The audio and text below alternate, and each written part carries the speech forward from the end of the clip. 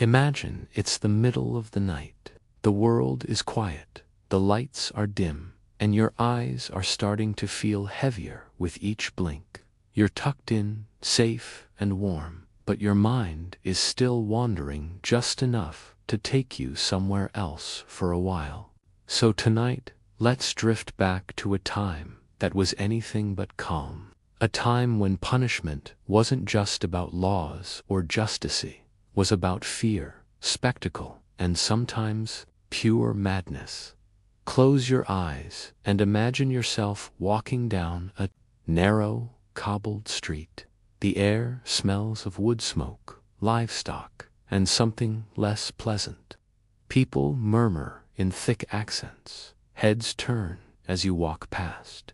They're dressed in rough cloth and heavy wool, and their eyes are tired not from staying up late to watch Netflix, but from surviving another day in a world where rules were harsh and punishments were even harsher.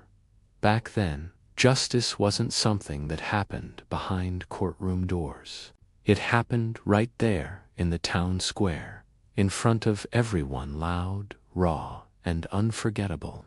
If someone was caught stealing, lying, or even just looking suspicious, there was a whole list of gruesome and often ridiculous punishments waiting for them. Some were meant to humiliate, others were meant to terrify. A few were so strange, you'd wonder if the people making the rules had lost their minds. But here's the thing. These weren't just punishments, they were lessons, warnings, and theater all rolled into one. They were designed to send a message. Mess up, and this could happen to you. And people watched. They loved to watch. Crowds would gather like they were attending a fair. Children would peek between their parents. Merchants would pause their sales. The whole village would turn out just to see what would happen to the poor soul at the center of it all. Tonight, as we walk slowly through this dark chapter of history, we'll explore some of the strangest punishments people faced during the Middle Ages. Some will make you cringe, others might make you laugh nervously, and a few might even make you question how far we've really come. But don't worry, we're just observing. No one's going to put you in the stocks or hand you a shame mask. So, as your body relaxes and your thoughts begin to soften, let your imagination gently guide you into this bizarre, brutal, and oddly fascinating world. You don't need to take notes. You don't need to remember any of this. Just listen, drift. Let the sound of these strange old tales carry you into the kind of sleep that only comes when your mind has wandered far enough away from the present day. Because sometimes the best way to fall asleep is by hearing about a world so strange, so uncomfortable, and so unbelievably real that it makes your own bed feel like the safest place in the universe. And with that, let's begin. Let's begin with something that sounds more like a twisted game than a form of justice. Trials by ordeal. Imagine being accused of a crime not based on solid evidence, not through careful questioning, but by being thrown into a lake or told to walk barefoot across burning coals. That was how they believed the truth could be revealed, not through facts, but through suffering and survival. In many medieval communities, justice wasn't about proving your innocence through reason. It was about proving it to God. The idea was that if you were truly innocent, divine power would protect you. If you were guilty, well, then the punishment would be swift and final. It sounds outrageous now, but back then it was deeply believed. People trusted the heavens more than they trusted each other. Take the ordeal of hot iron, for example. You'd be given a piece of red-hot metal, glowing, sizzling, burning with intensity, asked to carry it a few steps. Then your hand would be wrapped in cloth for 3 days. After that, the priest would unwrap it and examine the wound. If your hand had started to heal, you were innocent. If it was festering or infected, well, guess you were guilty after all. Never mind the bacteria, never mind the lack of medical care, it was divine judgment, pure and simple. Or imagine being bound and tossed into a river. This was known as the ordeal of cold water. Your hands and feet would be tied, and you'd be thrown into a lake or river. The idea, if you floated, you were guilty, because the pure water was rejecting your body. If you sank, you were innocent.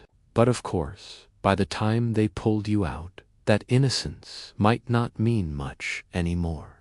You'd be unconscious, or worse. Yes, you passed the test, but at what cost? In some cases, the ordeal wasn't about heat or water, it was about combat. Trial by combat wasn't just for knights in armor. Even peasants could demand a fight to prove their innocence. You might have seen this kind of thing in movies, but in reality, it was anything but glamorous. 2 people would enter a circle, armed with whatever weapons they were allowed: clubs, sticks, sometimes even their bare hands. The winner was declared the truthful one. The loser, well, let's just say they weren't around to appeal the verdict. And these weren't just isolated incidents. Entire communities would gather to witness these events. People would bring their children. There might be food stands. It was part entertainment, part ritual, and fully terrifying.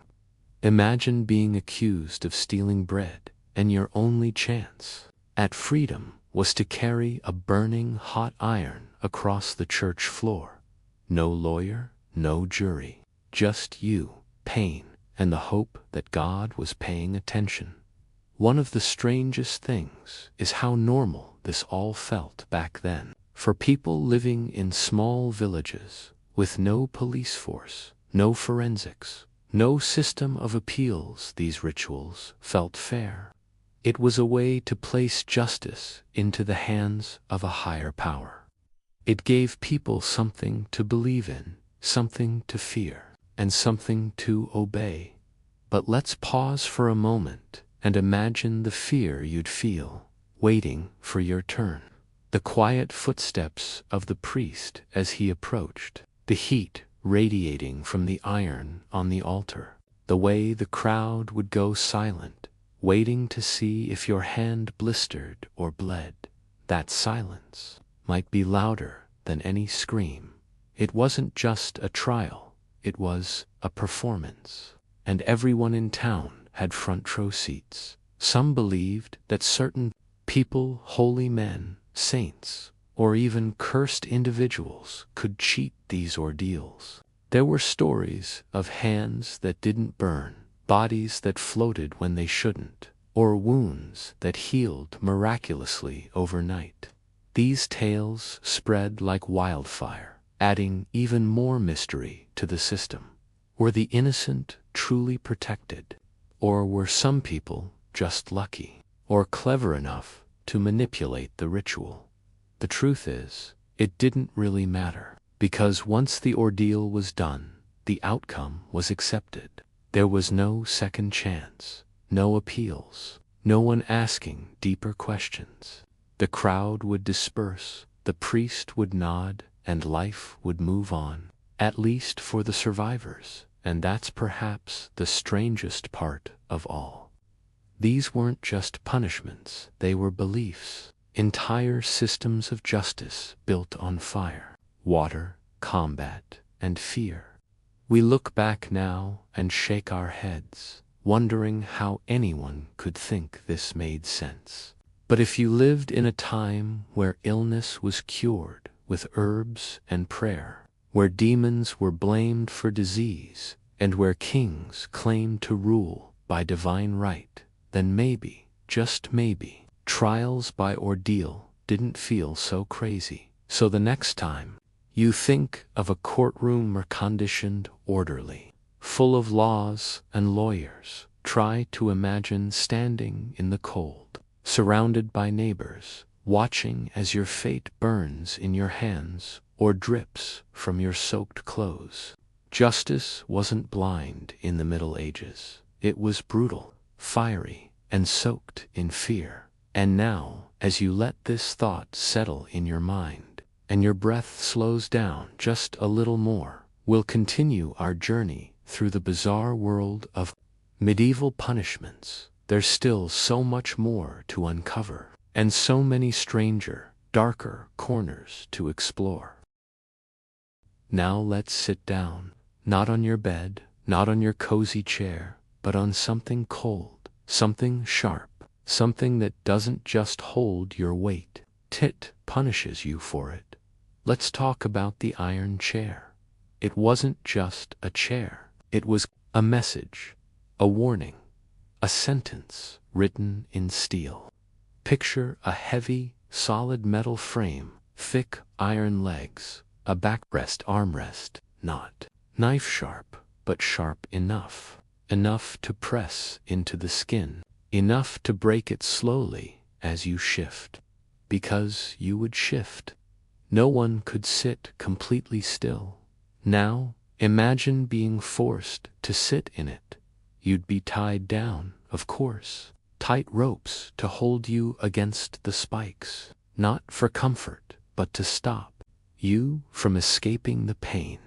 The pressure would begin immediately. The longer you sat, the deeper the spikes pressed in. They didn't have to cut you right away. They just had to remind you that they could whenever they wanted. Sometimes they would heat the chair from underneath. Hot coals placed beneath the iron. Slowly, the spikes would begin to warm, then burn. There was no dramatic fireball, instant scream, just a slow, creeping rise in temperature, until the metal itself became an enemy, until sitting became unbearable. But you had to stay. You were tied, after all. This wasn't always used to execute someone. Often, it was a form of interrogation. You might be accused of heresy, of theft, of consorting with dark forces. They'd ask questions. You'd answer. If they didn't like your answers, they'd wait. Let the heat do the persuading. The silence between questions was sometimes more terrifying than the questions themselves, because you knew the pain was coming. It was already there. It was just getting worse. Some people confessed quickly. Others didn't. But in the end, most confessed whether they were guilty or not. That's what the iron chair was built for. Not justice, not truth, just confession. Imagine the room. Stone walls, torches flickering, a thick smell of sweat, blood, and rusted metal, the sound of boots echoing, the clank of chains. A priest or an inquisitor standing nearby, maybe even a scribe, to record every answer. And at the center of it, all this monstrous chair. Now here's something even darker. Sometimes the iron chair was placed in public, right in the square, under the open sky, for everyone to see. Not to torture someone in secret, but to show the whole town what awaited anyone who disobeyed. People would gather, of course, children clinging to their mothers, merchants pausing to look. Some people would cheer, others would look away, but everyone would remember, and that was the point. It wasn't just pen, it was performance. They wanted fear, and it worked. There are stories, some true, some exaggerated, of people who survived the iron chair, not because it was merciful, but because they were meant to live with the scars. A twisted warning, a moving, bleeding reminder of what happens when you defy the wrong person or speak the wrong words. Think about the psychological terror of it, knowing what's coming, watching the chair get prepared, hearing the crackle of fire underneath, feeling the heat start to rise as you're tied down, the smell of burning iron, the way the spikes press deeper every time you twitch, and there's no way to sit still, not when your whole body is trying to escape. Every part of you wants to run, but you can't. You're stuck in place, slowly breaking. They say some people went mad during these sessions, not because of the pain alone, but because of how slow it was, how deliberate. There's a unique horror in being hurt in such a patient, methodical way. It tells your brain that there's no end coming, that no one is rushing, that you're just stuck, helpless, hopeless. And what did it achieve? Not truth, not redemption, just control, just fear. The iron chair wasn't built to find the guilty. It was built to create them. Because after enough time in that chair, everyone had something to confess. Even if it was a lie, even if it was nonsense, anything to make it stop. And yet people watched, people accepted it, because it was part of the system. A terrifying system, but one that felt unshakable. The chair was iron, yes, but so was the belief that pain could lead to justice. As strange as it sounds, there were even variations of the iron chair. Some had spikes on the headrest. Some had places to tighten your wrists and ankles, increasing pressure little by little. Others were designed with drainage holes for the blood, because yes, people bled. The spikes didn't need to be sharp to draw blood. Pressure alone was enough. Now, imagine the silence afterward, the emptiness of the room once the chair is vacant, the marks left behind, the scent lingering in the air.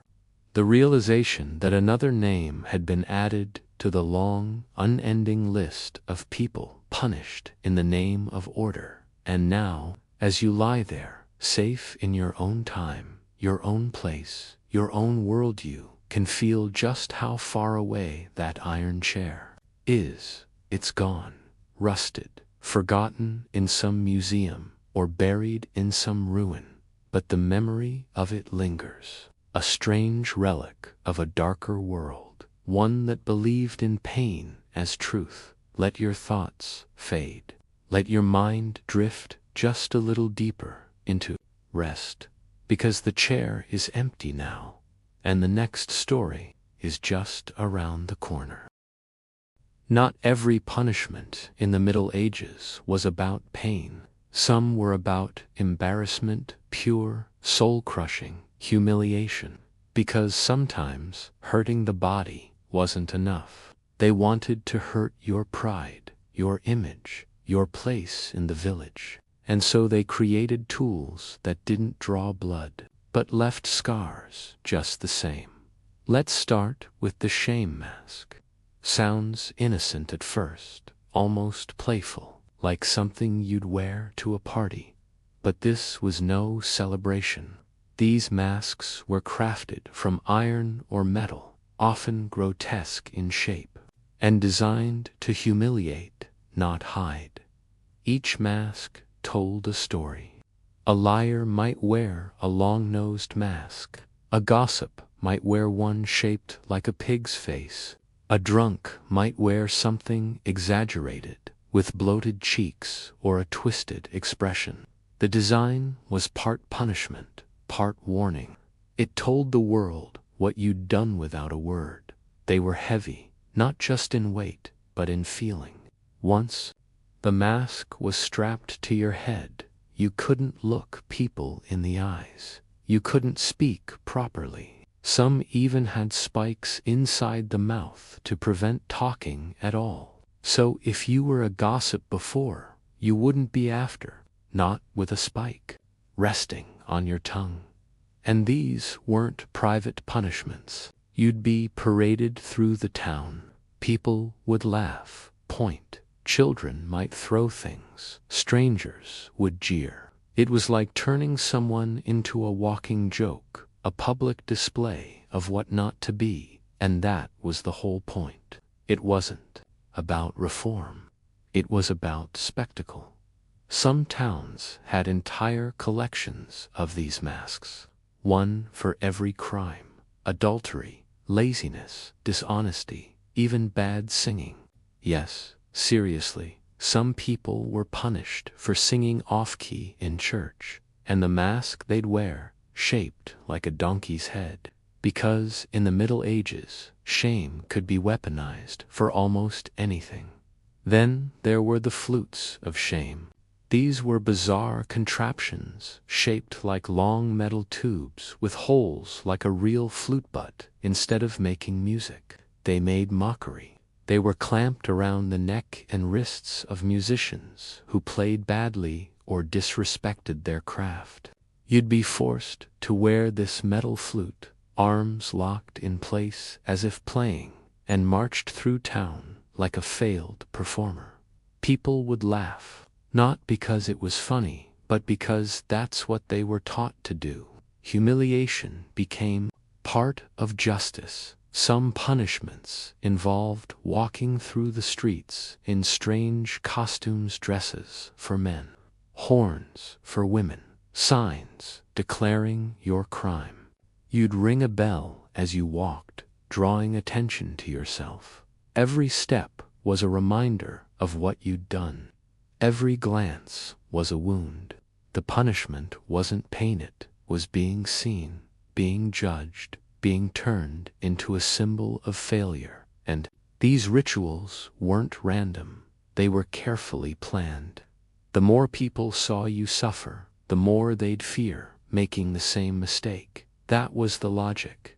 Fear would keep order. Public humiliation would keep people in line. And so it became routine, normal, expected. It's strange to think how creative people were when it came to shame. They didn't just punish actions, they punished reputations. And reputations, in a small village, meant everything. You couldn't hide, you couldn't start fresh. Everyone knew your name. And if they saw you in a mask, or chained to a flute, or walking with a sign around your neck, that image would stick with them forever. And what did this do to the punished? Imagine it. Imagine walking through your own town, your neighbors laughing, your friends looking away, your family pretending not to see you, the heat in your cheeks, the pounding in your chest, the way your hands tremble, not from cold, but from the weight of being known in the worst possible way. That's a different kind, a deeper one. Some people never recovered. Not because they were physically harmed, but because their place in the world was shattered. Trust was broken. Respect was lost. And in a society where community was everything, that kind of punishment could be life-altering. What's even more chilling is how often these punishments were given to women. Gossip, adultery, vanity, these were crimes more likely to land women in shame masks or humiliating parades. There was a deeper layer of control at play, a reminder of who had power and who didn't. And children weren't spared either. Some were forced to wear signs, sit in public corners, or even carry weighted objects as a reminder to behave. The idea was that shame would shape them early, that fear of public judgment would keep them on the right path. But over time, even the most bizarre punishments lost their shock. People became desensitized. A person in a shame mask became just another part of the scenery, something to point at, something to whisper about, but rarely something to help. And yet these punishments worked if your goal was obedience. People feared the mask, they feared the flute, they feared the public walk, because no one wanted to be laughed at. No one wanted their children to see them as a clown, a sinner, a fool.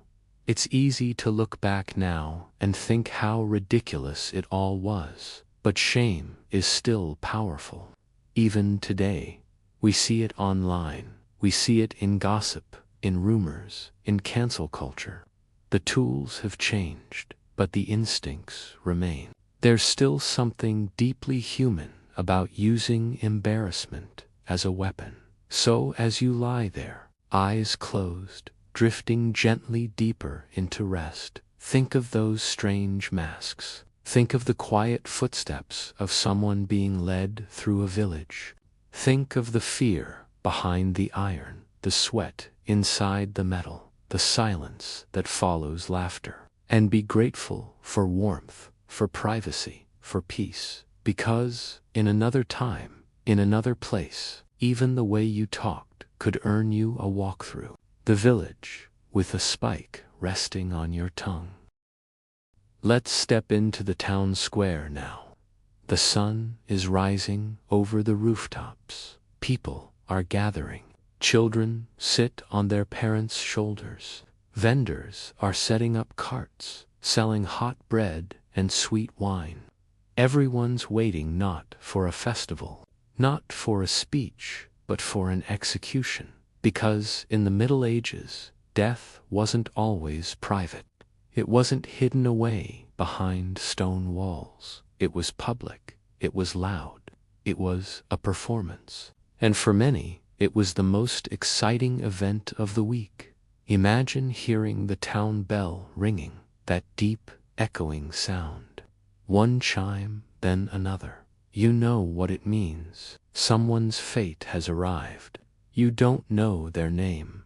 Maybe you don't even care. But you'll go watch. Everyone will. Because this is what people did. They gathered to see justice being carried out. But justice didn't always mean fairness. And execution didn't always mean a clean, quick end.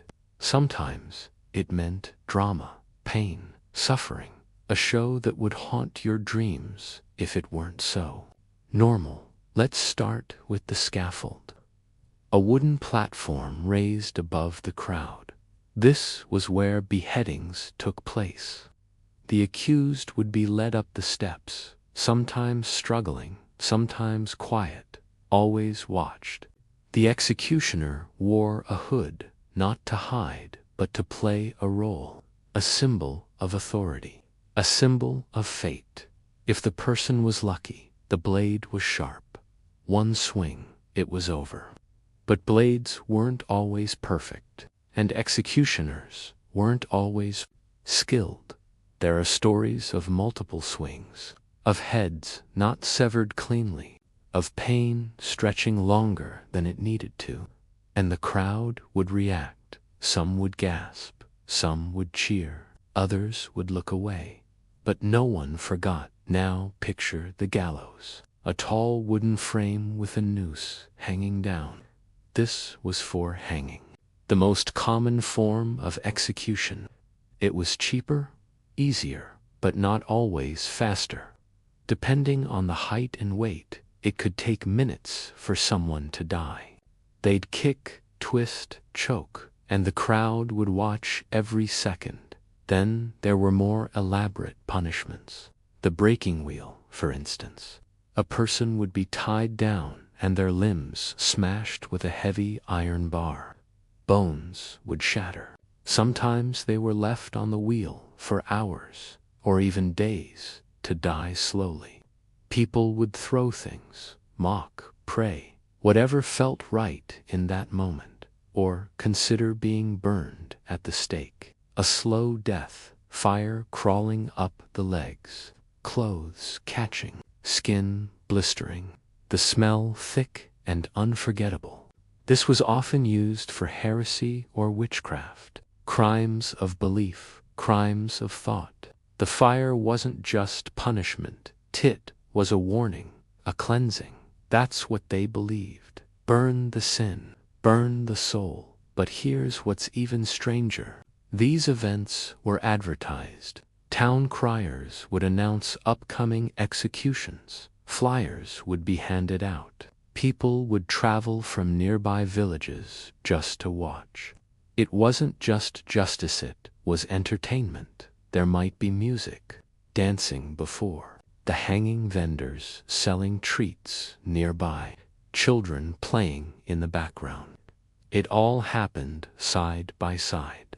Joy and death mingled in the open air, and sometimes the condemned were made to confess or beg forgiveness before they died. They'd stand before the crowd, trembling, trying to find the right words. Some were proud, some defiant, others broken, their voices cracking, their eyes searching for some familiar face in the crowd. But the crowd had no mercy.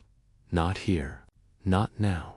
Public punishment wasn't always fatal, though sometimes it meant flogging, a whip lashing against bare skin, over and over, sometimes on the back, sometimes on the feet, always painful, always humiliating. Or maybe it was branding, a hot iron pressed into the skin, leaving a permanent mark. A thief might carry that symbol for life. A letter burned into the flesh, so no matter where they went, people would know. And then there was the pillory, a wooden frame with holes for the head and hands. You'd be locked in, forced to stand in place, exposed to everyone. People would spit, throw rotten food, mock you. There was no shelter, no escape. Hours or even days would pass like this. It wasn't about breaking your bones. It was about breaking your spirit. The strange part, people didn't question it. It was just the way things were. Children grew up watching executions. Friends gathered to see neighbors punished. Justice wasn't hidden, it was performed, and yet not everyone watched with joy. Some were haunted by what they saw. There are stories of people fainting, crying, walking away before the end, not because they disagreed, but because the reality was too heavy, too brutal, too human. And the condemned, some prayed, some screamed, some stayed silent, but all of them shared the same final stage, the same ending, in front of everyone, alone. So why did people go? Maybe to feel safe, to feel righteous, maybe to remind themselves that they were on the right side of the law. Or maybe, deep down, people were just curious about death, about pain, about how close any of them might come to the edge. But the truth is, these events shaped communities. They bonded people through fear, through tradition, through shared silence in the face of someone else's end. And now, as you lie there, calm, and far from the square, far from the wooden platforms and the iron tools, you can feel the weight of distance. This isn't your world. These aren't your punishments. But for a long time, they were someone's, and the echoes of that time still linger, not in fire or rope, but in the way we watch, the way we judge, the way we gather to see others fall. Now imagine being stuck in one position, not for minutes, but for hours, maybe even days. You're out in the open, under the sky, in the middle of town. You're not bleeding, you're not screaming, but you're still suffering slowly, silently, publicly. This was the reality of the pillory and the stocks. Let's start with the pillory, a wooden device standing tall on two legs, with a thick board at the top. 3 holes cut through, 1 for your neck and 2 for your hands. Once your head and wrists were placed inside, the board would close shut. You couldn't move, you couldn't bend. You were stuck there, looking out at the world, while the world looked back at you. Sometimes you'd be placed there for a few hours, sometimes overnight, sometimes longer. It all depended on your crime and the mood of the town. Now imagine standing there in the heat, the the sun beating down on your face, sweat dripping into your eyes, your arms numb, your neck stiff. People walk by, some laugh, others whisper.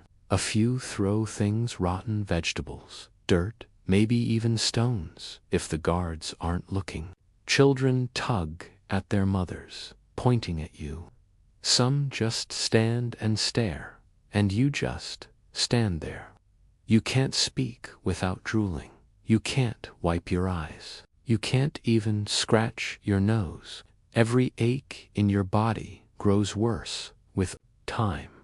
The longer you're stuck, the heavier your head feels. The more your back aches. Every moment stretches into eternity. The stocks were similar, but usually used on the ground. You'd sit with your legs locked between two wooden boards. Sometimes your arms, too. Like the pillory, it was meant to hold you still. Not to hurt you, at least. Not directly, but to exhaust you, humiliate you, wear you down.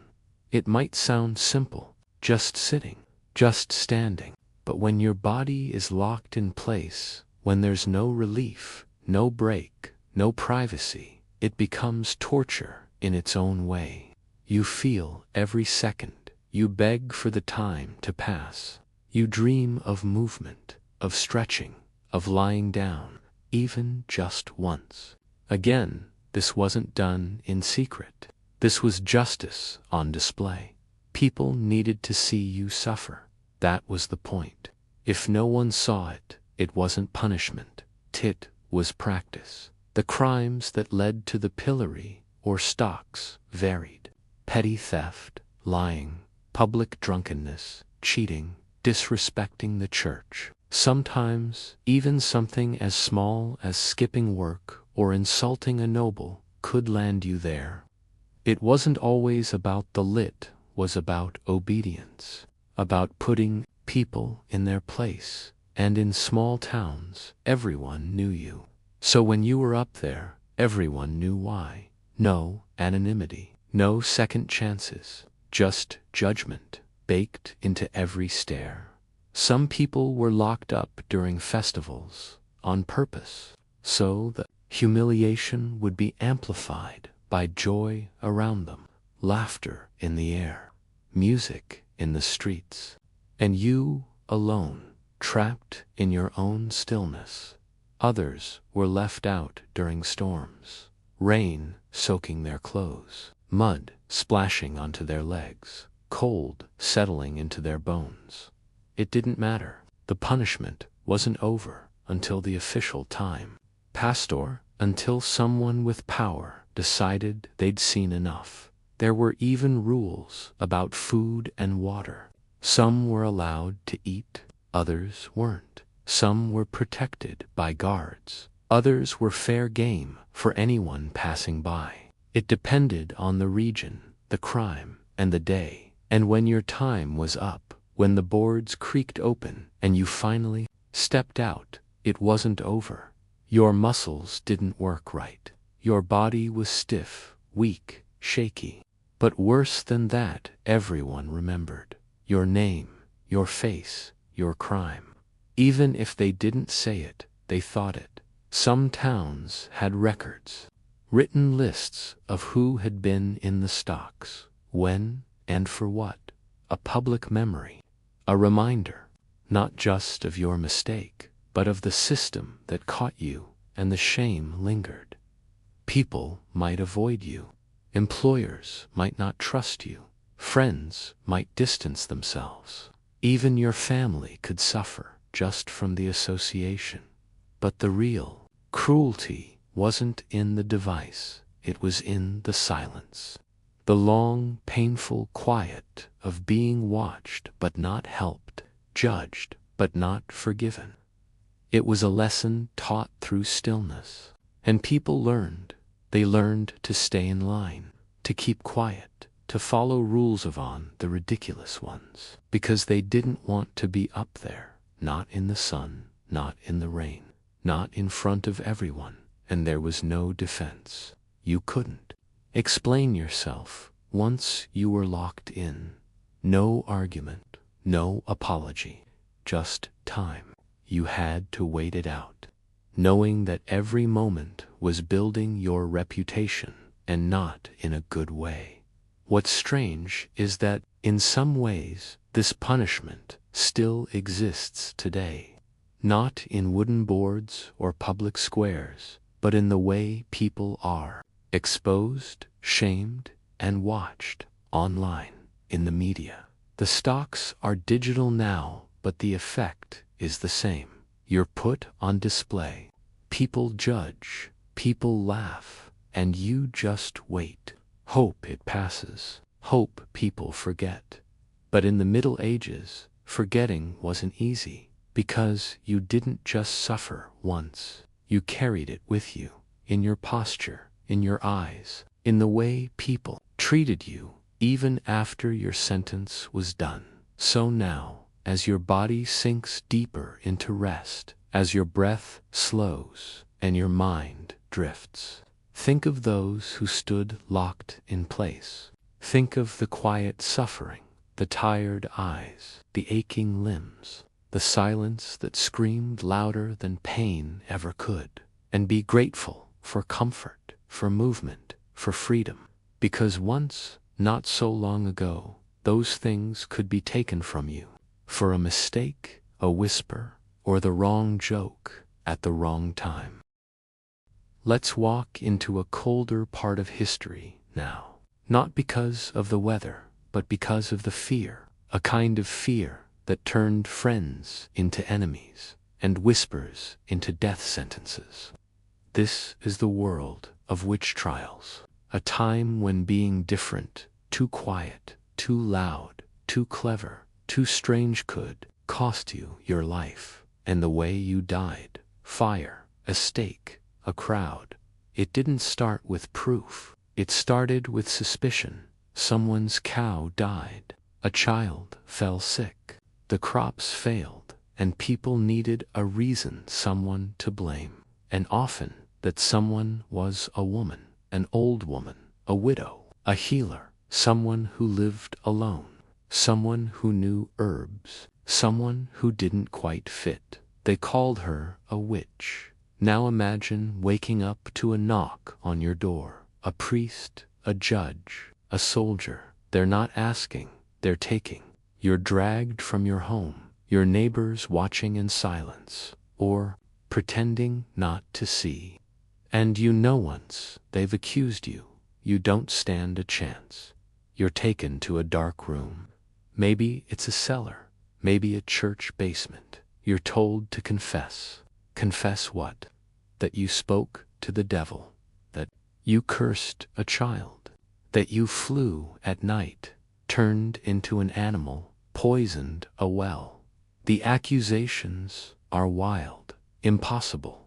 But if you deny them, the questioning gets worse. Because this isn't about finding the truth, it's about proving guilt. And they'll prove it one way or another. Sometimes they used the ordeal by water. Like before, they'd tie your hands and feet and throw you into a lake. If you floated, it meant the water rejected you because witches weren't pure. If you sank, you were innocent. But that didn't help if no one pulled you out in time.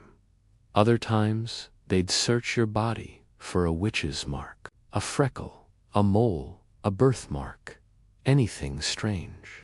They'd poke it with needles to see if it bled or if you felt pain. If you didn't react, maybe because you were terrified, frozen, they'd say it was the mark of the devil. And then came the torture, the rack, the thumbscrews. They wanted names. Who else was in your coven? Who had you bewitched? What spells had you cast? And after enough pain, people confessed anything, everything, just to make it stop. The records from this time are filled with impossible stories. Women confessing to flying through the air, to dancing with demons, lesking, to causing storms with a whisper. Why would they say such things? Because, when you're in pain, terrified, alone. Truth becomes whatever your captors want to hear. And once you confessed, real or not, it was over. You'd be taken to the town square. The stake would already be set up. A tall wooden post, surrounded by dry kindling. Ropes to hold you in place. Sometimes chains. The crowd would gather early, buzzing with tension. This wasn't just punishment. It was purification. That's what they believed. Fire would burn the sin, cleanse the soul. Some people were strangled before the fire was lit.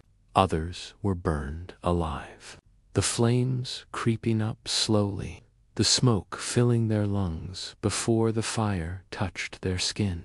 Either way, the crowd would watch. Some would cry, some would pray, others would just stare. And if you think this only happened once or twice, think again. In some towns, dozens of women, sometimes men, were burned in a single week. Entire villages emptied of anyone considered strange or suspicious. It became a kind of madness, a wave of fear that spread faster than reason. Witch trials weren't just a product of superstition. They were about control, about power, about eliminating people who didn't fit the mold.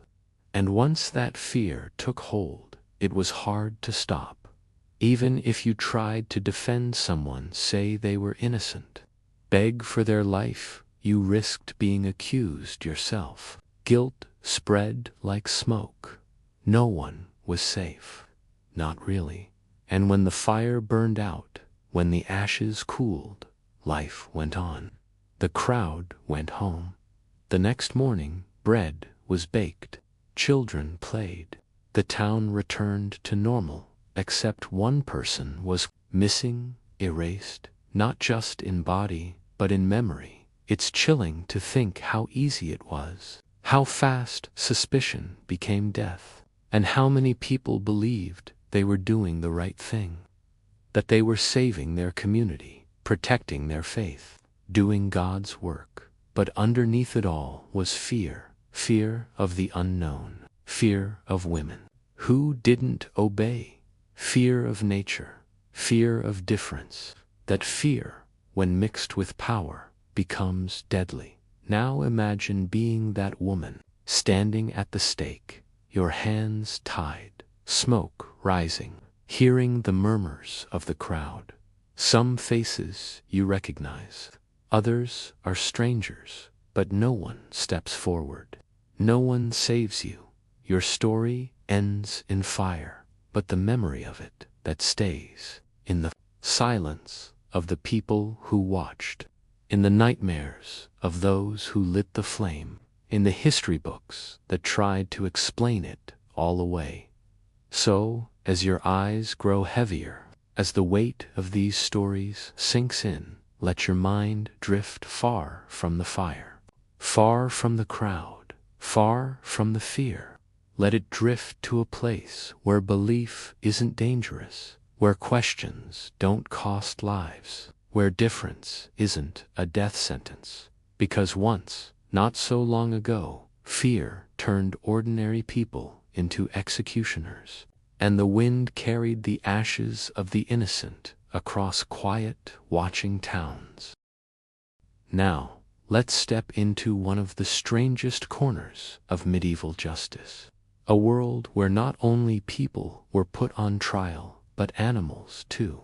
Yes, real animals. Pigs, cows, dogs, rats, even insects. And these weren't symbolic acts. These were actual, formal trials, with judges, lawyers, witnesses, verdicts, sentences. It sounds absurd now, but back then, it was deadly serious. Imagine walking through a small village and hearing a town crier announce that a pig would stand trial the next morning, not as a joke, not as entertainment, but as an actual legal proceeding. The pig had, apparently, committed a crime. Maybe it had bitten a child. Maybe it had wandered into a home and caused damage. Whatever the accusation, it would be treated the same as if a human had done it. In some cases, these pigs were dressed in clothing, tiny robes or hats. They'd be led into the courtroom on a rope and placed in front of a judge. A clerk would read the charges out loud. Witnesses would speak, and the animal would just stand there, confused, snorting softly, its eyes blinking slowly, and then a lawyer would speak on the pig's behalf. Yes, even animals had defense attorneys. These were actual people, trained in law, who argued that their client, the animal, was innocent. Maybe it was provoked. Maybe it didn't understand. Maybe it wasn't even the right pig. And if the judge found the arguments weak or the offense too great, the sentence was passed: execution, sometimes by hanging, sometimes by beheading. Sometimes the animal would be burned or stoned, all done in front of a watching crowd, because justice, even for animals, was public. But why? Why would people go to such lengths?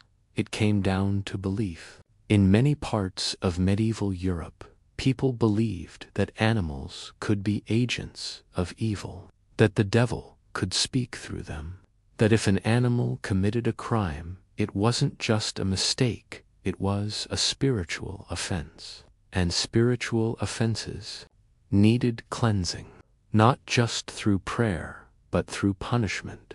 Rats were put on trial for stealing grain. Locusts were summoned to court for destroying crops. There are actual records of these trials. In one case, beetles were accused of eating too much of a farmer's harvest. A formal complaint was filed. A date was set, and when the beetles failed to show up in court, the judge ruled that they be excommunicated. That's right, banned from the church. And while it might sound funny now, to them it was logical. If you believed the natural world was tied to the divine, then it made sense to treat animals like moral beings. If they caused harm, they had to answer for it. There were even different types of trials depending on the animal and the crime. Domestic animals, like pigs or oxen, were tried in secular courts, just like people. Wild animals or insects were usually dealt with by the church. Priests would hold ceremonies, prayers would be offered, orders would be given to the animals to leave the area peacefully, and if they didn't, the punishment continued. In one famous case, a pig in France was found guilty of killing a child. Witnesses were brought in. The pig was described in detail. The bite marks were compared. The judge ruled that the pig acted violently and without provocation. It was dressed in a small outfit, led to the gallows, and hanged in front of the town. In another case, a group of rats were tried in absentia. The lawyer defending them argued that they had every right not to appear in court because the journey would be dangerous. Cats might attack them on the way. The judge accepted the excuse and postponed the hearing. You can't make this up. It really happened. These trials weren't rare. Hundreds of them took place between the 13th and 18th centuries. Some even resulted in fines, property loss, or community rituals to restore balance. And again, it wasn't always about cruelty. These people believed in a moral order, a cosmic balance. If something caused harm, whether human or animal, it had to be dealt with. Ignoring it meant risking divine anger. Justice had to be seen and done. But still, imagine the confusion. A goat led into a courtroom, a cow standing beside a judge, a group of men arguing over whether a chicken understood right from wrong. It's surreal, and yet it's real. Now picture the people in the crowd, watching quietly, nodding as sentences were passed. Not because they were foolish, but because they lived in a different reality. A world where everything had meaning. Every act, every creature, every sign. If the barn burned down, there had to be a reason. If a dog attacked someone, there had to be a moral failing. Justice didn't just belong to humans. It was for all creation. And yes, some people laughed. There were skeptics. Some judges questioned these trials. Some towns eventually stopped them. But the belief lasted for centuries. And even when it faded, its shadow remained. Because at the heart of it all was fear. Fear of chaos. Fear of disorder. Fear of living in a world without rules. And so, rules were made even for animals. As strange as it all seems, maybe it's not so different from us today. We still try to make sense of random tragedy. We still look for reasons when things go wrong. We still want someone or something to blame. Maybe the trials were just a more visible version of something we all feel, the need for answers. So as your mind quiets and your breath slows, picture that courtroom, the heavy wooden benches, the tall windows, the dusty light filtering in, and in the center of it, all a pig, or a goat, or a cat standing silently as people decide its fate. And let that image remind you, history isn't just strange, it's deeply human. Now imagine a punishment that doesn't shatter your bones or leave your skin raw, keeps you frozen, still, afraid to move, afraid to speak, afraid to even swallow too hard. Welcome to the world of silence punishments. And one of the cruelest tools used for this, the heretic's fork. It looked simple, just a metal rod, about a foot long, with sharp prongs at both ends, to facing up, to facing down. One end would press into the soft space under your chin. The other would dig into the base of your throat or chest. The fork was strapped tightly, in place, locked with leather collars, and that was it. You weren't beaten, you weren't whipped, but you were now a prisoner of your own body, because the moment you moved your head even slightly up, down, side to side, those prongs would pierce deeper. A twitch, a yawn, a sob, anything could break the skin. You had to stay perfectly still. Hours passed, sometimes longer, and all the while your muscles screamed, your back ached, your jaw clenched, your eyes filled with tears you couldn't wipe away. It was called the heretic's fork because it was often used on people accused of heresy, believing or saying something the church didn't approve of. But it wasn't about correcting your thoughts. It was about control, forcing silence, forcing stillness, making your own body betray you if you disobeyed, even by accident. And this silence wasn't just physical, it was mental. Because once the fork was on, you couldn't speak, couldn't defend yourself, couldn't cry for help. Your voice, your breath, your identity reduced to a still, silent figure. Now imagine the setting, a stone cell, damp walls, flickering torchlight, a guard standing nearby, watching you for any sign of defiance, or worse, complete indifference. Because they'd seen it before, dozens of others, all trembling, all frozen, all silent. This wasn't the only tool designed to punish the voice. There were masks, some made of iron, some of leather, that were locked over the head and mouth. They muffled your speech, crushed your jaw. Some had built-in gags.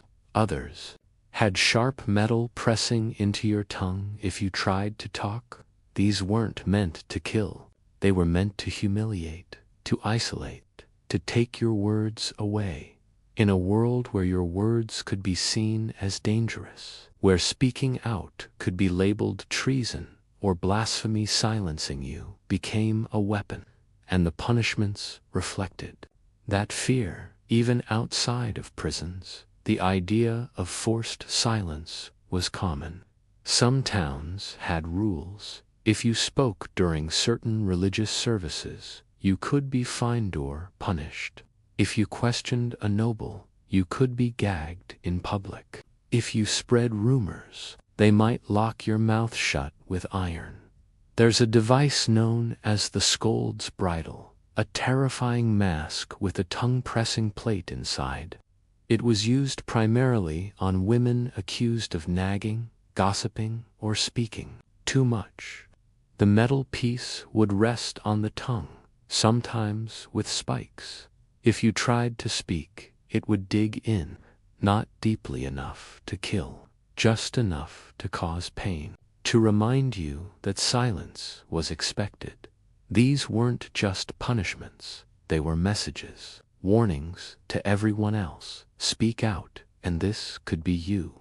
Challenge the wrong person or the wrong idea, and your own voice could be turned against you.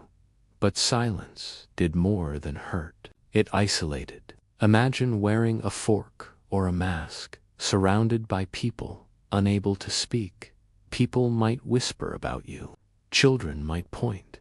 No one would help because you were marked. You were a threater. At least that's what they were told. The worst part, the silence followed you, even after the punishment ended. People didn't trust you anymore. They remembered you as the one who wore the fork or the woman with the iron mouth. Your words were no longer your own. They belonged to fear. And yet, some people resisted. Some wore the fork and still held their heads high because they had no other choice. Some refused to cry, refused to break. They stared straight ahead, unmoving, unafraid, even when it hurt, because sometimes silence became its own kind of defiance. But for most, it broke them. The hours wore them down. The pressure of not moving, the ache in their neck, the fear of a single mistake, and the knowledge that this was only happening because they dared to speak. And what about those who watched? They saw the pain, the stillness, the trembling lips. They saw someone reduced to a statue of suffering, and they understood. This is what happens when you're too loud, too honest, too brave, so people learned to be quiet, to speak only when spoken to keep their doubts inside. Not because they agreed, but because they were afraid. Even now, silence can still be a kind of punishment when people are ignored, when voices are dismissed, when speaking up costs you everything. The tools look different today, but the pressure is the same. So as your body relaxes and your thoughts slow, picture that quiet cell again, the stone walls, the flickering light, and a single figure standing perfectly still, the sharp metal pressing gently against their skin, reminding them that silence isn't always peace. Sometimes it's survival.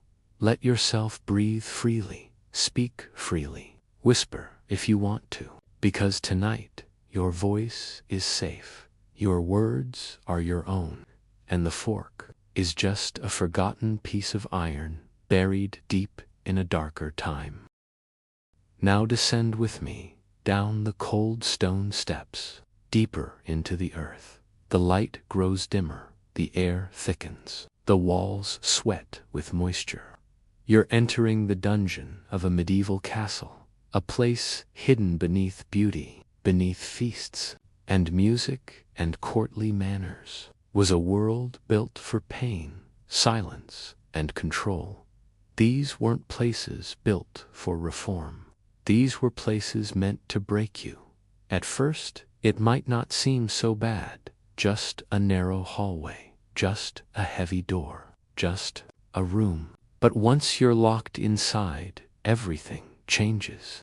There's no window, the air doesn't move. The only sound is dripping water, your own breath, and the occasional shuffle of something alive, rats, maybe. Or worse, someone else who's been forgotten. Dungeons came in many forms. Some were just small stone cells, barely big enough to lie down in. Others were pits, literally holes in the ground, dug beneath castles, where prisoners were dropped and left. No ladder, no stairs. Just earth and stone and shadows. These weren't places for trials or justice. They were for waiting, for disappearing, for punishing quietly. And the people put here, not just criminals, but political enemies, spies, suspected heretics, even nobles, if they fell out of favor. It didn't always take a crime. Sometimes, it just took a rumor. Let's say you're accused. You're taken from your home. No explanation, no paperwork, no rights. You're marched through the castle gates, past polished armor and silk banners, down the stairs and into the dark. And the door closes behind you. The cell is damp. The walls are cold. The floor is dirt or stone. There's no bed, no blanket, maybe a chain bolted to the wall, maybe shackles. And if you think that's the worst of it, there's more, because some dungeons had special rooms, interrogation chambers, torture rooms. You'd be tied to a chair or laid on a table. You'd be asked questions, but not given time to answer, because the questions weren't meant to find truth. They were meant to extract obedience, confessions, names, secrets, and they had tools. The rack, for example. You'd be laid down, your arms and legs tied to rollers. Slowly, they'd crank the handles, stretching your body. Joints would pop, muscles would tear, and you'd scream, not just from the pain, but from the fear of how much more they could turn. Or your hands tied behind your back, hoisted by a rope, then dropped suddenly. Your shoulders dislocate, over and over. Not enough to kill, just enough to make you beg for death. And there were iron collars, tight around your throat, thumb screws, crushing bone, branding irons, weighted boots, fire, ice, even silence itself could be used. Days alone in the dark until your mind started unraveling. But here's what made it worse. No one knew where you were.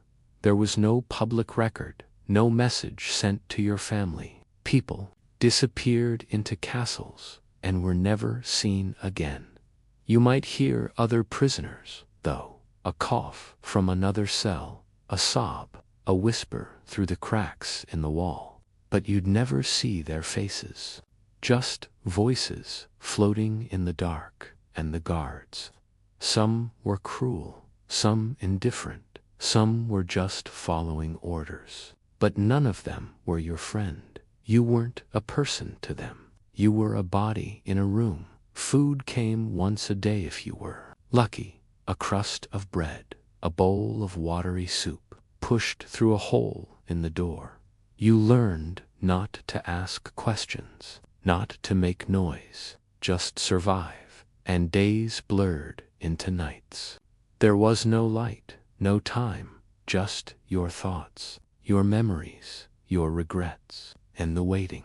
Some people confessed to things they never did, just to escape the pain. Others confessed too late. Some went mad. Some didn't make it, but a few survived. They were eventually released, not because they were proven innocent, but because the Lord changed his mind, or the war ended, or someone more important needed the cell. And when they stepped into the daylight again, blinking against the sun, they weren't the same. Their backs were bent, their voices hoarse, their eyes hollow, because a dungeon doesn't just punish the body, it crushes the spirit. It teaches you what it feels like to be truly forgotten. And these dungeons, they weren't hidden secrets. Everyone knew they existed. People walked by the castle, glanced at the tower or the side wing, and thought someone's in there. Right now, it was a warning, a reminder that power didn't just sit on a throne. It waited in the dark, in the silence, in the places no one dared to question. Now, in the quiet of your room, you can still feel the chill, the stone walls, the weight of chains, the echo of your own heartbeat. But it's not real. Not anymore. You're not trapped, not hidden, not forgotten. You're safe. But remember once, just a few steps below the laughter of nobles and the clinking of goblets, there were voices crying out in the dark, and they were heard by no one. Let that thought settle. Let it fade, because you're not in the dungeon. You're free. Now imagine a time when death wasn't hidden, when it walked beside you, not behind closed hospital doors, but in plain sight. It was in the streets, in the fields, in the churches. It came often, without warning. And when it came, the world responded not just with sorrow, but with ritual, fear, hope, belief. Because to a person in the Middle Ages, death wasn't the end, it was a doorway. Let's begin with where people ended up, the graveyard. You might picture neat rows of headstones, flowers, marble. But medieval graveyards weren't like that. They were often crowded, uneven, messy. Graves were shallow, simple wooden markers, if any. Sometimes bones would surface after rain. In places where land was limited, bodies were buried, then dug up years later to make space. The older bones would be moved to charnel houses' large rooms, or pits where skulls and femurs were stacked in eerie towers. Death was everywhere, and so was the reminder of it, and it wasn't quiet. Funerals were public, dramatic, emotional. The church bells rang long and slow. Bodies were carried through the streets, wrapped in cloth. People gathered. They didn't just mourn, they watched, they prayed, they feared, because every death was a warning. This too will be you. But what happened to the soul? That depended on how you lived. The church taught that after death, you would face judgment. Your soul weighed, your sins counted. If you were pure, you'd go to heaven, eternal joy, light, peace. But if you had sinned, if you hadn't confessed, if you hadn't repented, you might go to hell, and hell was terrifying. It wasn't vague or symbolic. People believed in it completely. A real place, full of fire, screaming, demons with twisted faces, eternal pain. The images were everywhere, in paintings, in sermons, in stained glass windows. Priests spoke of it constantly. It was the ultimate punishment, and the fear of it shaped how people lived. But there was a middle ground, purgatory. If you weren't evil, but not perfect either, your soul went there, a place of temporary suffering, fire, pain, but with an end, a place where you were purified before entering heaven. And this is why people paid for prayers. They gave money to the church so that, after they died, priests would pray for their souls, helping them move through purgatory faster. It was also why wills included instructions for dozens, even hundreds, of masses after death. People feared being forgotten, feared being stuck in that in-between place for centuries. And what about ghosts? They weren't myths. People believed the dead could return, sometimes as warnings, sometimes seeking justice, sometimes because they were trapped. It wasn't unusual to hear of spirits wandering graveyards or floating through darkened halls. The line between life and death was thin and crossed more often than you might think. Graveyards were sacred, blessed by priests, protected, but not always peaceful. During times of war, famine, or plague, mass graves were dug quickly, bodies dumped without names, crosses placed in haste. No last rites, no prayers, and people believed those souls might not rest easy.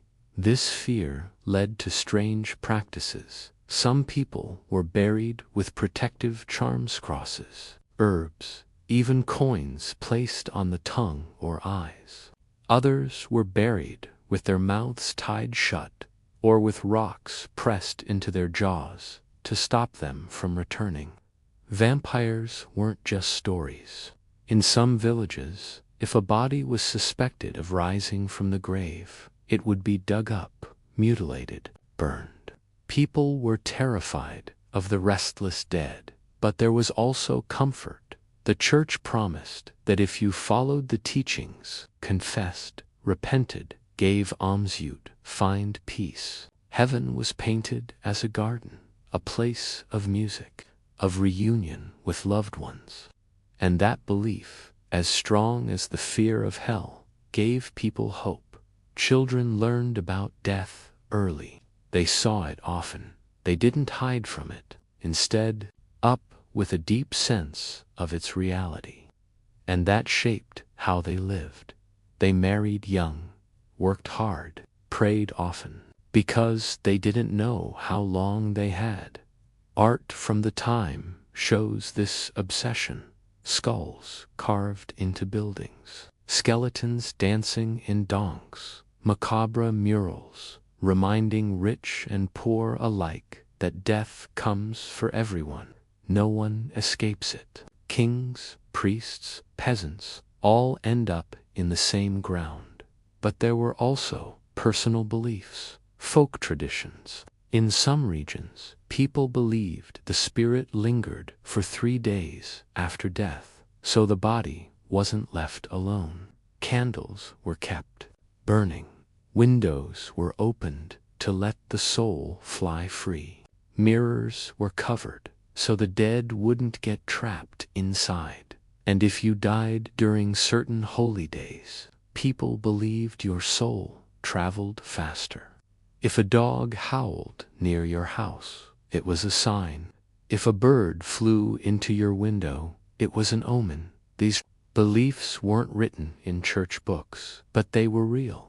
They lived in whispered stories, in village customs, in the hearts of people who didn't have science-only signs. So imagine now, the final breath, the room silent, the candle flickering, a family kneeling, praying, whispering goodbye. Outside, the wind shifts. A bell rings in the distance. The body is washed, wrapped, carried, laid in the earth, and the living go on changed. A little quieter, a little more aware of time, because death in the Middle Ages wasn't an ending hidden in a hospital. It was part of life. Every day was lived in its shadow. But that shadow also gave meaning, urgency, connection. So as you rest, now, as your breath slows and your body grows still, think of those who came before you, who feared death, who prepared for it, who believed desperately that something waited on the other side. And whether they were right or wrong doesn't matter. Tonight, what matters is the peace they longed for, the silence they hoped would be gentle, the sleep that came without pain. Let that peace be yours now. Now take a moment and imagine the sound of small footsteps echoing through a cold stone corridor. A child, no taller than your waist, thin arms, dirty feet, eyes too tired for their age. They're not walking to a classroom or a warm meal. They're being taken to court, or, worse, into the hands of a justice system that didn't believe in innocence the way we do today in the Middle Ages. Childhood wasn't protected. It wasn't understood as something sacred. Children were seen as miniature adults of sin, guilt, crime, and punishment. And the law didn't hold back. If you stole a loaf of bread, lied to a priest, broke a window, or simply belonged to the wrong family, you could be punished, and punished severely. Let's say you're 10 years old. You're caught picking fruit from a nobleman's garden. You're hungry, you don't have shoes, your parents are gone, or worse, imprisoned themselves. You're dragged through the village, shouted at, spit on. No one steps in, no one asks why. You're brought before a judge, an adult with power, maybe a priest, maybe a lord. The trial is brief. No lawyer, no one to explain your side. And when the verdict comes, it's harsh. Punishments for children ranged from whipping and branding to imprisonment, sometimes even execution. Yes, execution. There are recorded cases of children as young as 7 being hanged, burned, beheaded for crimes like theft, rebellion, disrespect. To the medieval mind, justice was about order, not mercy. If a child disturbed that order even out of desperation, they were dealt with like any other threat. And for those who weren't killed, the suffering didn't stop. Children were often locked in stocks, wooden devices that trapped the head and hands. They were left in town squares, exposed to cold, rain, laughter, thrown food. They were whipped in public, their small backs striped with lashes as a crowd looked on. Sometimes they were branded, a hot iron pressed against the skin, a permanent mark of guilt, a letter, a symbol, burned into the chest, arm, or face. For life, and for some, the punishment was psychological.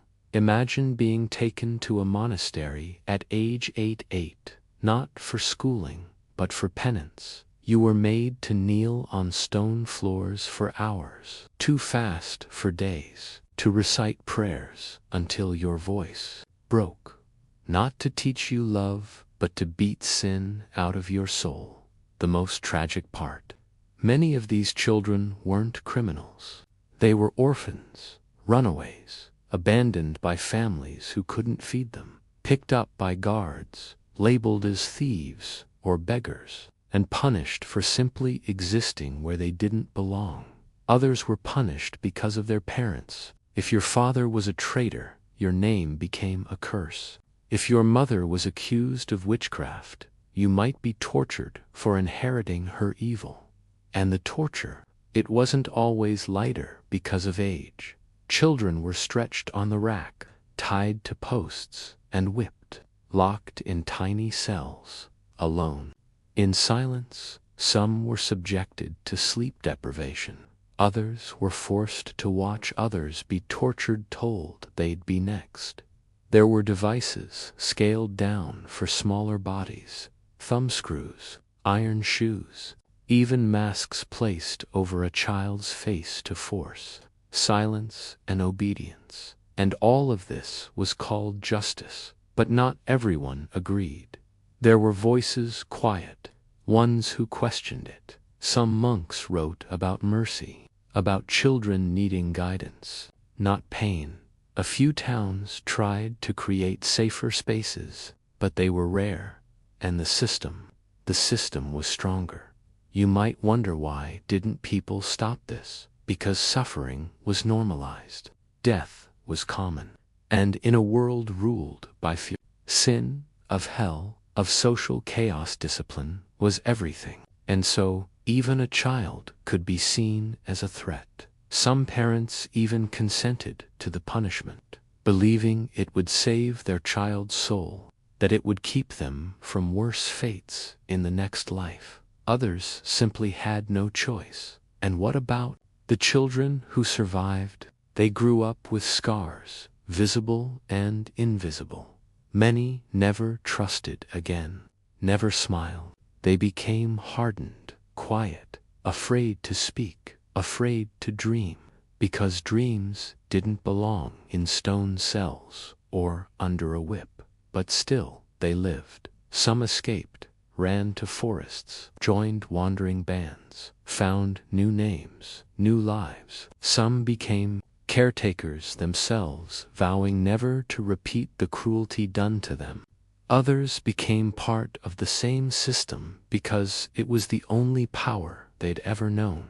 And the youngest ones, the ones who didn't survive, they became stories, faded names, forgotten bones beneath castle floors, and CHURCHYARDS.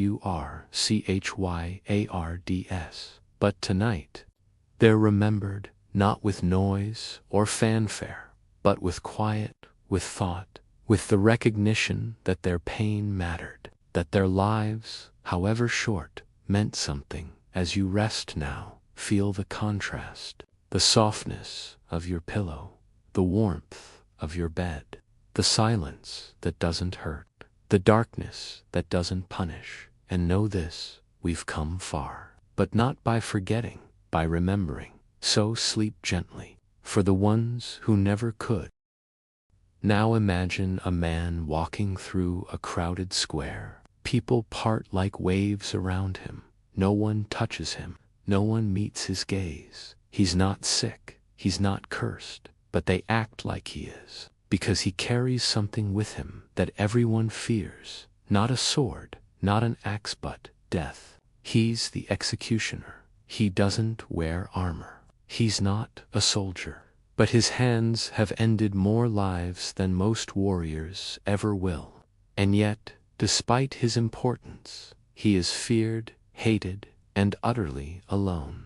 The life of a medieval executioner was a strange contradiction. On one hand, they were essential. They carried out the sentences of kings and courts. They were the final step in justice. Without them, law had no teeth. But, on the other hand, they were outcasts, touched by death, marked by blood, seen as something less than human. Let's start with the job itself. Executioners didn't just swing axes. Their duties were wide and brutal. Beheadings, hangings, tortures. They were often the ones who applied the thumbscrews, turned the rack, broke bones with iron rods. They dismembered bodies, displayed severed heads on gates, and buried the dead no one else would touch. It wasn't always violent, either.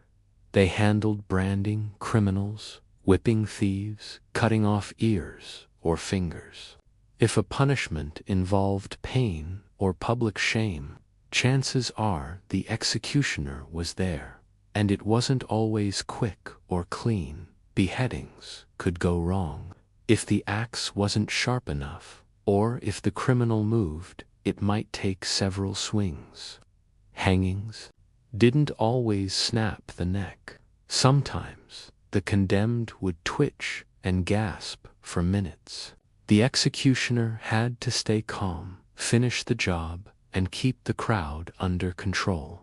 Yes, crowd. These weren't private acts. Executions were public events. People gathered to watch, to cheer, to learn a lesson. But no matter how loudly they clapped, or how eagerly they leaned in, they never forgot who held the blade.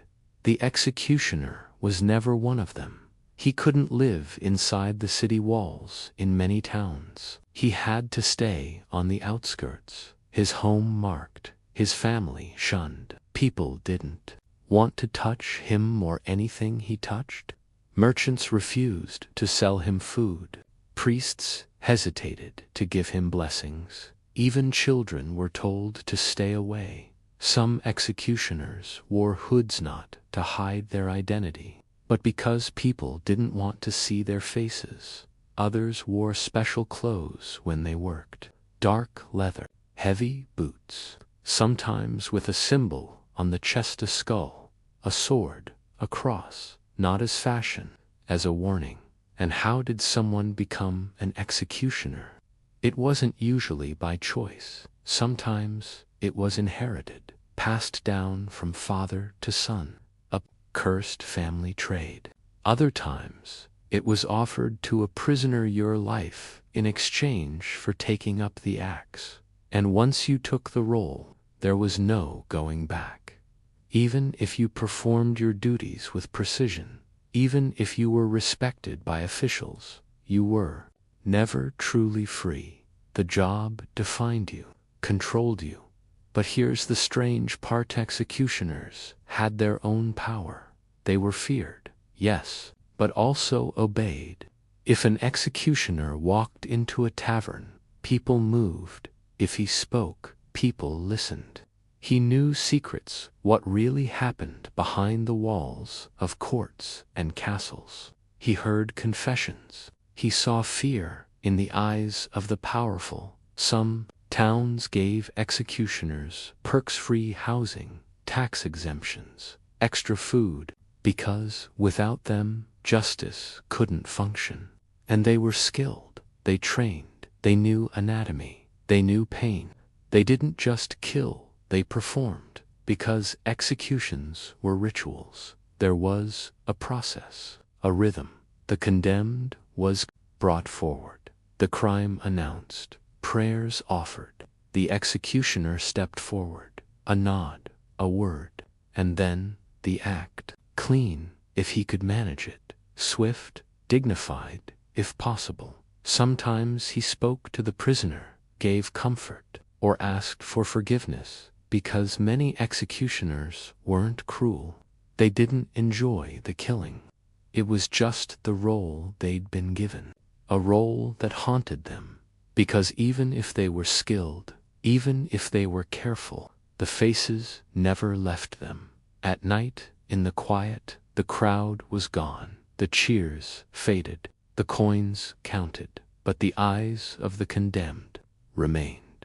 Some executioners drank heavily. Others took vows of silence. Some developed rituals of their own: prayers whispered before each swing, offerings left at altars, not to cleanse the blood, but to survive the weight of it. And still they lived in between worlds, not criminals, but not clean, not killers, but not innocent, guardians of justice. Tools of fear. People whispered about them. Children dared each other to touch their door. Some said they couldn't die of natural causes, that the devil watched over them, that their souls were already lost. But in truth, they were just people. People doing a job no one else wanted. People who knew death more intimately than any priest or warrior. And when they died, their funerals were often quiet. Few mourners, simple graves. Some weren't even buried in consecrated ground. Even in death, they were kept apart.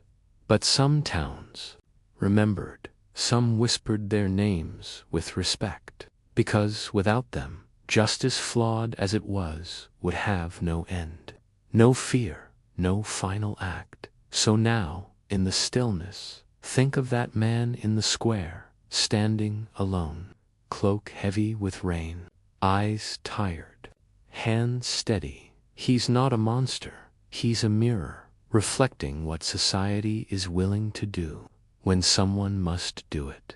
And as your body relaxes, your breath slows. Let that thought drift into the shadows, not with judgment, but with understanding. Because even in the darkest roles, there is humanity. Now the candle is low, the room is quiet. You've walked with me through shadowed streets, dark dungeons, crowded graveyards, and ancient halls. You've seen pain, fear, hope, and humanity in the dust of history. And now, finally, we rest. This is the part where the story doesn't twist or burn or bite. There's no blade in the dark, no whisper of danger, only breath, only stillness, only the slow return to peace. The Middle Ages were not just castles and kings. They were full of contradictions, beauty and brutality, faith and fear, laughter and loss, and through it all, people, real people, not so different from us. They lived in ways we now find impossible to imagine: sleeping on straw, eating with dirty hands, praying for salvation from sicknesses they didn't understand. But they also loved, they dreamed, they sang lullabies. To their children, they held hands in the dark. They watched the stars and wondered what came next. And isn't that what we still do? We look up. We ask questions. We tell stories to make sense of things. We search for comfort, meaning, safety. So here, at the end of our journey, I want you to picture something simple: a quiet village, stone cottages, a soft wind rustling the trees, a fire flickering in a hearth, someone singing softly in the next room. The kind of song that doesn't need words, just melody, just memory. That's where we leave the past. Not in the bloodied chambers or under the executioner's blade, but in that flicker of warmth. Because even when the world was darker, there was still light. Always, even if it was small. And maybe that's the lesson buried in all these grim details: not to fear the dark, but to recognize the strength of those who walked through it, who endured, who carried the flame forward, even when everything around them threatened to blow it out. You've now seen what it meant to be human in a time without mercy, to suffer for things you didn't do, to survive despite it. And while we've come far, while our world is softer, brighter, kinder in many ways, some things remain the same. We still seek love, we still fear loss, we still chase sleep and dream and hope we wake with something better. And so, before you drift fully into rest, take one last moment, breathe in slowly, and let go of the weight you've carried with you tonight. The stories, the images, the voices, they're not here to haunt you. They're here to remind you how far we've come, and how powerful it is just to be here, warm, safe, alive. There's nothing left to fear tonight. The fire is out, the doors are locked, the streets are quiet, the Middle Ages are behind us now, and all that remains is sleep. So close your eyes, let your thoughts settle, and let the silence do what it's always done best: hold you, carry you, heal you. Good night, traveler. You've earned your rest.